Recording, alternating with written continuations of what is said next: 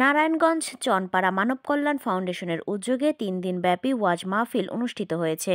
নারায়ণগঞ্জ প্রতিনিধি মোহাম্মদ শরীফ চৌধুরী জানান, মাহফিলের সমাপনী দিনে প্রধান অতিথি হিসেবে উপস্থিত ছিলেন বিশিষ্ট সমাজসেবক দানবীর কায়েতপাড়া ইউনিয়ন পরিষদের সাবেক 3বারের স্বর্ণ পদকপ্রাপ্ত চেয়ারম্যান আলহাজ নুরুজ্জামান খান। মাহফিল অতিথি হিসেবে উপস্থিত ছিলেন কায়েতপাড়া ইউনিয়ন বিএনপির সাংগঠনিক সম্পাদক শাহ আলম পাপ্পু, পূর্ব চনপাড়া বিএনপির সাধারণ সম্পাদক বিশিষ্ট ব্যাংকার এম.এ. হালিম। প্রধান অতিথি তার বক্তব্যে বলেন, আমরা মানুষ হিসেবে সৌভাগ্যবান, কারণ আমরা মুসলিম।